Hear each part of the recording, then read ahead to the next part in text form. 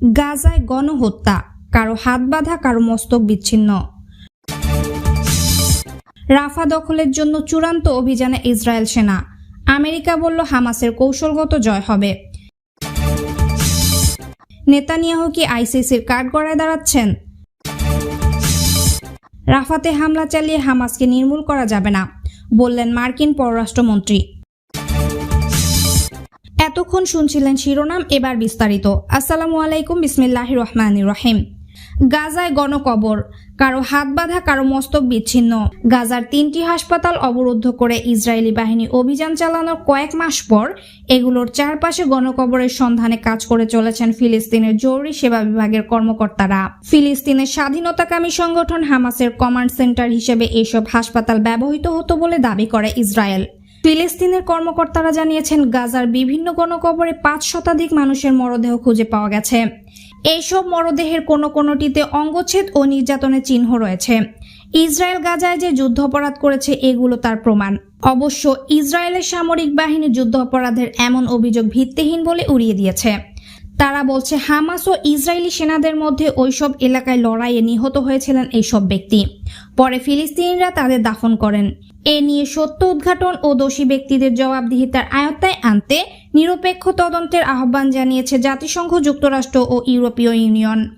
জাতিসংঘের মুখপাত্র Stephen Dujarric বলেন, সব ফরেনসিক প্রমাণ ভালোভাবে সংরক্ষণ করাটা জরুরি। ইসরায়েল রাফায় হামলা জোরদার করার কারণে গাজায় ফরেনসিক দল পাঠানো বা গণকবরের সন্ধান চালানোর জন্য প্রয়োজনীয় উপকরণ সরবরাহ করা সম্ভব হচ্ছে না। দাফনের স্থানগুলোতে চলছে এলোমেলো খোঁড়াখুড়ি ও প্রমাণ সংগ্রহের কাজ। কিন্তু গাজার সর্বদক্ষিণের ও অতি ঘনবসতিপূর্ণ শহর রাফায় হামলা জোরদার করেছে ইসরায়েল। বন্ধ করে দিয়েছে মিশরের সঙ্গে গাজার সীমান্ত ক্রসিং। এতে এ উপত্যকায় ফরেনসিক দল পাঠানো বা গণকবরের সন্ধান চালানোর জন্য প্রয়োজনীয় উপকরণ সরবরাহ করা সম্ভব হচ্ছে না। আর দাফনের স্থানগুলোতে চলছে এলোমেলো খোঁড়াখুড়ি ও প্রমাণ সংগ্রহের কাজ। অন্তত 10 জনের মরদেহ পাওয়া গেছে, যাতে হাত ছিল বাঁধা। অন্যদের শরীরে ছিল রোগীদের জন্য ব্যবহার করা নল। প্রায় 20টি মরদেহের ক্ষেত্রে বাড়তি ফরেনসিক পরীক্ষা নিরীক্ষা প্রয়োজন, যারা ছিল মোহাম্মদ মুগির ফিলিস্তিনি বেসামরিক প্রতিরক্ষা বাহিনীর সদস্য। বিশেষজ্ঞরা বলেছেন, ইসরায়েলের যুদ্ধাপরাধ সংগঠনের পক্ষে প্রমাণ পাওয়া যেতে পারে এমন সব স্থানে এই প্রতিবন্ধকতা সত্যের সন্ধান পাওয়াকে কঠিন করে তুলবে। তবে এই ঘটনায় ন্যায় বিচার পাওয়ার সব আশা শেষ হয়ে যাবে তা নয়। গণকবর থেকে প্রমাণ সংগ্রহ করা হচ্ছে, তা তুলে ধরছি। খান ইউনুস শহরের নাসের মেডিকেল কমপ্লেক্সে 3টি গণকবরের সন্ধান পাওয়া গেছে। 3টি পাওয়া গেছে গাজা সিটির আল শিফা হাসপাতালে ও বেতলাহিয়ান কামাল আদওয়ান হাসপাতালে একটি। গাজায় ফিলিস্তিনি বেসামরিক প্রতিরক্ষা বাহিনীর সদস্য মোহাম্মদ জানিন গত বৃহস্পতিবার আল জাজিরাকে বলেন, আল শিফা হাসপাতালে 4র্থ আরেকটি গণকবর পাওয়া গেছে। সেখানে 42 জনের মরদেহ রয়েছে। মরদেহগুলো বিকৃতি হয়ে যাওয়ায় পরিচয় শনাক্ত করা সম্ভব হচ্ছে না। তবে কারো সঙ্গে পাওয়া গেছে পরিচয়পত্র ও কাউকে তাদের স্বজনেরা পোশাকের নমুনা দেখে চিহ্নিত করতে পেরেছেন। উত্তর গাজার নাসের মেডিকেল কমপ্লেক্স থেকে অন্তত 392 জনের মরদেহ পাওয়া গেছে। গাজার 3টি হাসপাতাল অবরুদ্ধ করে ইসরায়েলি বাহিনী অভিযান চালানোর কয়েক মাস পর এগুলোর চারপাশে গণকবরের সন্ধানে কাজ করে চলেছে ফিলিস্তিনি জরুরি সেবা বিভাগের কর্মীরা। ফিলিস্তিনের স্বাধীনতাকামী সংগঠন হামাসের কমান্ড সেন্টার হিসেবে এইসব হাসপাতাল ব্যবহৃত হতো বলে দাবি করছে ইসরায়েল। ফিলিস্তিনের কর্মকর্তারা জানিয়েছেন, গাজার বিভিন্ন স্থানে গণকবরে 5 শতাধিক মানুষের মরদেহ খুঁজে পাওয়া গেছে। এইসব মরদেহের কোনোটিতে অঙ্গচ্ছেদ ও নির্যাতনের চিহ্ন রয়েছে। ইসরায়েল গাজায় যে যুদ্ধাপরাধ করেছে এগুলো তার প্রমাণ। অবশ্য ইসরায়েলের সামরিক বাহিনী যুদ্ধাপরাধের এমন অভিযোগ ভিত্তিহীন বলে উড়িয়ে দিয়েছে। তারা বলছে হামাস ও ইসরায়েলি সেনাদের মধ্যে ওইসব এলাকায় লড়াইয়ে নিহত হয়েছিলেন এইসব ব্যক্তি। মোহাম্মদ জানিন বলেন, ছবি তুলে ও ভিডিও করে এইসব মরদেহের ব্যাপারে তথ্য নথিভুক্ত করে রাখছেন বেসামরিক প্রতিরক্ষা বাহিনীর সদস্যরা। তাদের সঙ্গে আছে সামান্য সুরক্ষা সরঞ্জাম, অবশ্য কোনো ফরেনসিক উপকরণ নেই। তিনি বলেন, মরদেহ রাখার জন্য আমাদের কাছে কিছু ব্যাগ আছে। হাত ও নাকের সুরক্ষায় আছে কিছু সামান্য সরঞ্জাম। বাস্তবতা হলো, আমরা যা করছি তা একেবারে প্রাথমিক পর্যায়ের পদক্ষেপ। আমাদের কর্মীরা আছেন অনেক চাপের মুখে। থানি নিবর আবদেল রহমান গাজার জাওয়াবিল শরণার্থী শিবিরে আল মিজান ফর হিউম্যান রাইটস নামের সংগঠনের সঙ্গে কাজ করেন। আল শিফা হাসপাতালের গণকবরগুলো পরিদর্শন করছেন তিনি। বলেছেন, বুলডোজার ব্যবহার করে গণকবরগুলো খোঁড়া হচ্ছে। রাফা দখলের জন্য চূড়ান্ত অভিযানে ইসরায়েল সেনা। আমেরিকা বলল হামাসের কৌশলগত জয় হবে। রাফায় সেনা অভিযানের প্রতিবাদে ইতিমধ্যেই তেল আবিবকে অস্ত্র এবং গোলাবারুদের সরবরাহ মুলতবি করার কথা ঘোষণা করেছে আমেরিকা, কিন্তু যুদ্ধ চালিয়ে যেতে অনড় নেতানিয়াহু। গাজা ভূখণ্ডের দক্ষিণে প্যালেস্টাইনি শরণার্থীদের শেষ ঠিকানা রাফা শহর, যা দখলের লক্ষ্যে চূড়ান্ত পর্যায়ে স্থল অভিযান শুরু করল ইসরায়েলি বাহিনী। পূর্ব এবং পশ্চিমে গাজার অন্য অংশের সঙ্গে সংযোগ রক্ষাকারী সড়ক সহ রাফার অর্ধেক এলাকা ইতিমধ্যেই ইসরায়েলি সেনা ঘিরে ফেলেছে বলে তেল আবিবের দাবি। পশ্চিম এশিয়ার কয়েকটি সংবাদ মাধ্যম জানাচ্ছে, ইসরায়েলি বোমা এবং গোলাবর্ষণ থেকে প্রাণ বাঁচাতে রাফা শহরে বিভিন্ন শরণার্থী শিবির থেকে লক্ষাধিক সাধারণ প্যালেস্টাইনি নাগরিক পালিয়ে গিয়েছেন। মিশর সীমান্তবর্তী মরু এলাকায় অস্থায়ী তাঁবুতে আশ্রয় নিয়েছেন তারা।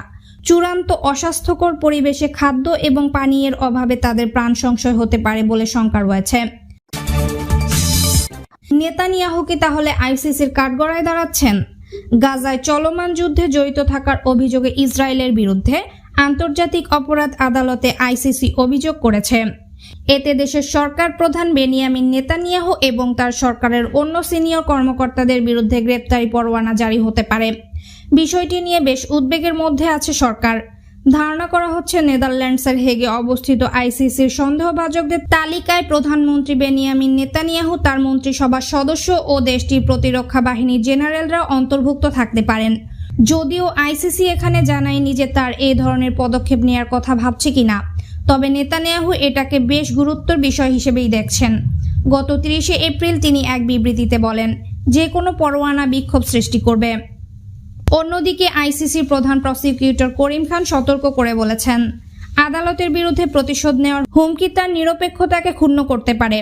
ফিলিস্তিনের অবরুদ্ধ গাজায় চলমান যুদ্ধে ইসরায়েলের বিরুদ্ধে একাধিক অভিযোগ আনা হয়েছে। উদাহরণস্বরূপ, ইসরায়েল গাজায় গণহত্যা চালাচ্ছে কিনা তা নিয়ে নিষ্পত্তিমূলক শুনানি পরিচালনা করছে আন্তর্জাতিক বিচার আদালত আইসিজে। তবে আইসিসি আইসিজের মতো দেশ নয়, ব্যক্তিকে নিয়ে কাজ করে। গত 2 দশকের ইতিহাসে আইসিসি যাদের অভিযুক্ত করেছে তাদের সংখ্যাও কম নয়। 54 জনের এই দীর্ঘ তালিকায় রয়েছে লিবিয়ার শাসক মুয়াবিয়া গাদ্দাফি।